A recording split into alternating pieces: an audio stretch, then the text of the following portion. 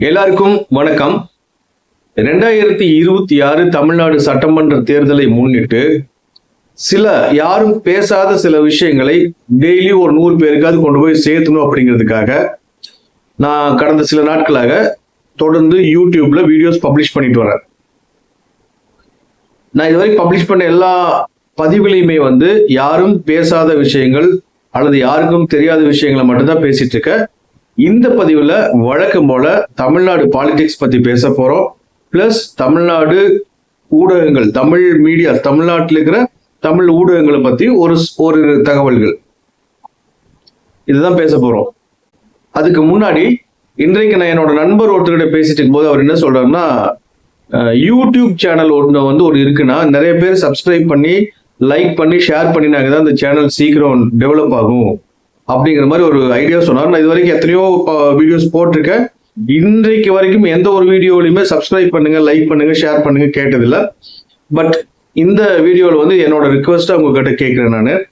நான் சொல்ற தகவல்கள் உண்மையிலுமே பயனுள்ள தகவல்கள், உண்மையானவை அப்படின்னு உங்களுக்கு தோணுச்சு அப்படின்னா, பிடிச்சிருக்கு அப்படின்னா என்னோட வீடியோஸ் லைக் பண்ணுங்க, சேனலுக்கு சப்ஸ்கிரைப் பண்ணுங்க, ஃபேமிலி அண்ட் ஃப்ரெண்ட்ஸுக்கு ஷேர் பண்ணுங்க. எங்கெல்லாம் ஷேர் பண்ண முடியுமோ அவங்களுக்கெல்லாம் ஷேர் பண்ணி விடுங்க. ஸோ இன்றைக்கு பதிவில் என்ன பார்க்க போறோம் அப்படின்னா, கடந்த ஓராண்டுக்கு மேலாக அணில் குஞ்சுகள், விசிலடிச்சான் குஞ்சுகள், இப்படியெல்லாம் ஒரு சாரரை பற்றி இன்னொரு சாரர் விமர்சனங்களை முன்வச்சிட்டு இருக்காங்க. என்னன்னு பாத்தீங்கன்னா, ஓப்பனா சொல்ல போனா விஜய் கட்சி தொண்டர்கள், விஜயோட ரசிகர்கள் அப்படின்னு பாத்தீங்கன்னா அது ஒரு ஹோல் ஏரியா, முழு ஏரியா.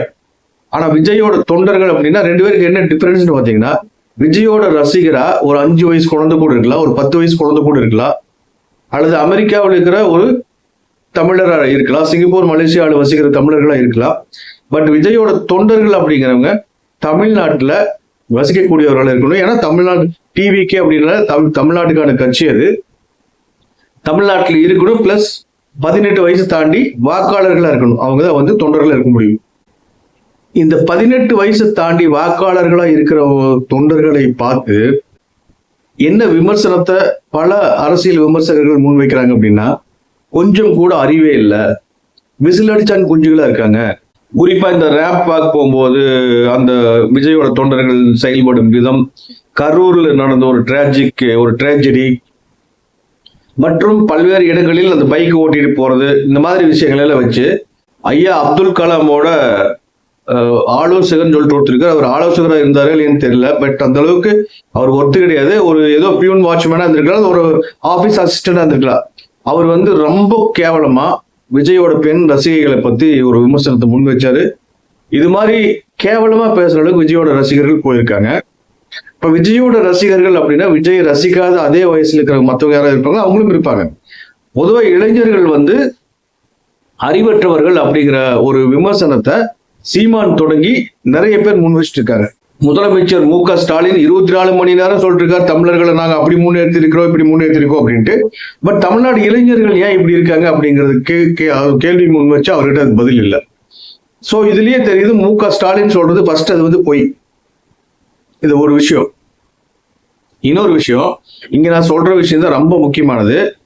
ஒரு காலத்துல இப்போ தமிழ்நாட்டுல ஊராட்சி ஒன்றிய தொடக்க பள்ளிகள், நடுநிலை பள்ளிகள், அரசு உயர்நிலை பள்ளிகள், மேல்நிலை பள்ளிகள், கல்லூரிகள், நகராட்சி, மாநகராட்சி தொடக்கப்பள்ளி, ஏராளமான பள்ளிகள் இருக்கு.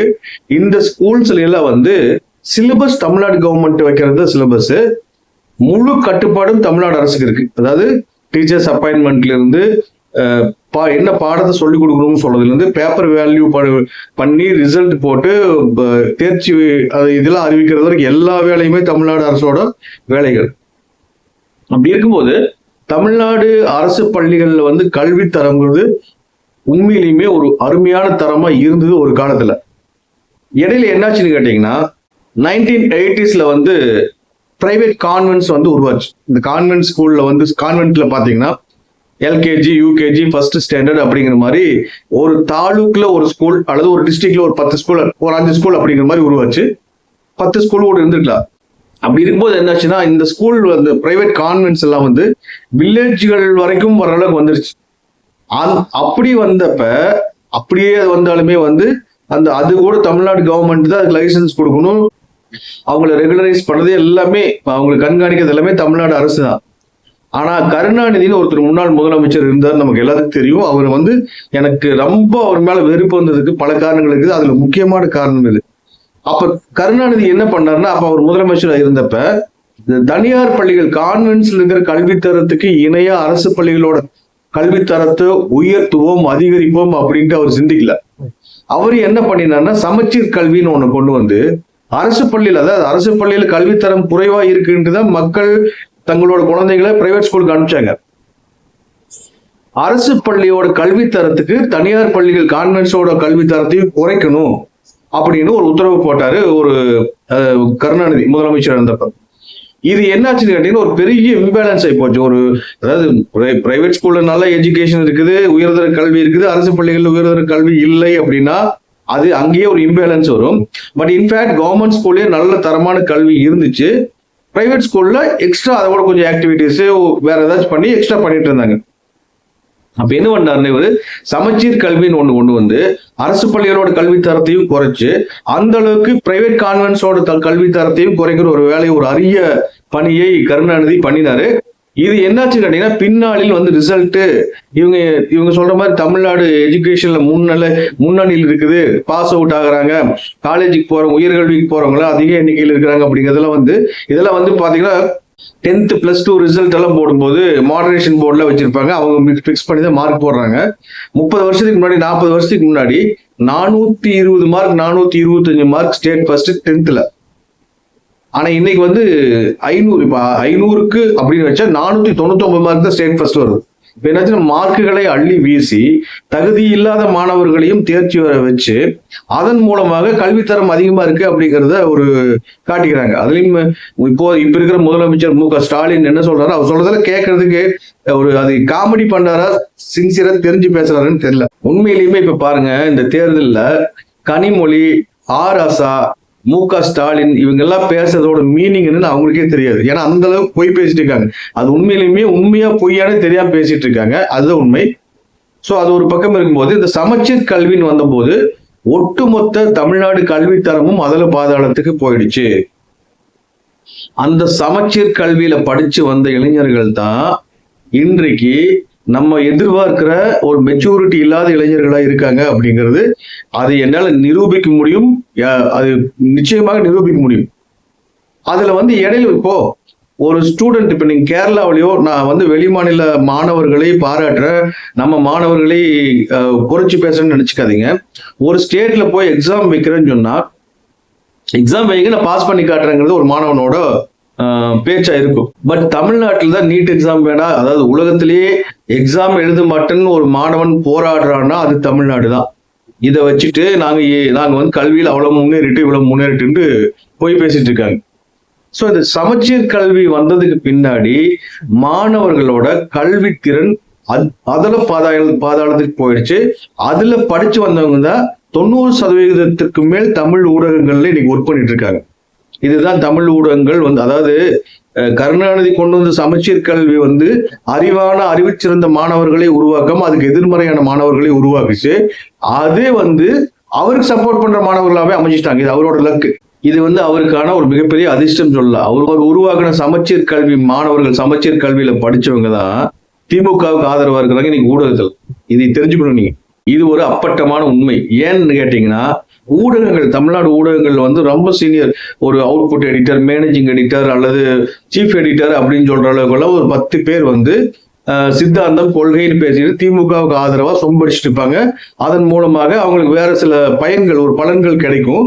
பட் அவங்க வந்து என்ன பண்ணாங்க, இந்த சமச்சீர் கல்வியில படிச்சுட்டு வந்த இளைஞர்கள் வந்து அறிவுத்திறன் குறைவா இருந்ததுனால அவங்க கிட்டையும் இந்த சித்தாந்தம், கொள்கை அப்படிங்கிறதெல்லாம் அந்த மாதிரி விஷயங்கள் எல்லாம் பேசி திமுக சப்போர்ட்டடா மாத்தி வச்சுட்டாங்க. இதுதான் தமிழ்நாடு ஊடகத்தில் இருக்கிற ஒரு நிதர்சனமான உண்மை. நான் வந்து தமிழ்நாடு ஊடகத்தில் 26 ஆண்டுகளுக்கு மேல பணியாற்றிருக்கிறேன். நான் ஏற்கனவே ஊடகங்களை பத்தி பேசியிருக்கேன். நூற்றுக்கணக்கான செய்திகளை நான் சொல்லும் போது வேற எந்த சேனல் இந்த செய்தி போட்டிருக்கேன். உதாரணமா சொல்ல போனா 2017 அல்லது 2018 ஒரு cellphone model, mobile phone model ஒன்று புதுசா யூஎஸ்ல அறிமுகப்படுத்துறாங்க. அதுல உங்களுக்கு எல்லா போன்லயும் இந்த பிளைட் மோட் அப்படின்னு ஒண்ணு இருக்கு, உங்களுக்கு தெரியும். ஃபிளைட் மோட் ஆன் பண்ணிட்டோம்னா போன் ஆஃப்லைன் போயிடும். இப்போ சில நேரங்கள்ல வந்து நான் போன் வந்து எனக்கு போன்ல அலாரம் அடிக்கணும், பாட்டு பாடணும், எல்லாம் இருக்கணும், பட் இன்கமிங் கால் வரக்கூடாது, அவுட் கோயிங் கால் பண்ற இன்கமிங் கால் வந்து டிஸ்டர்ப் பண்ணக்கூடாதுன்னு நினைச்சுன்னா அதுக்கு வந்து ஒரு ஆஃப்லைன் ஒரு சிஸ்டத்தை வைக்காம ஃபிளைட் மோடுங்கிறது வந்து ஏரோப்ளேன்ல பறக்கும் போது யூஸ் பண்ணக்கூடிய ஒரு மோடு தான் ஃபிளைட் மோடு.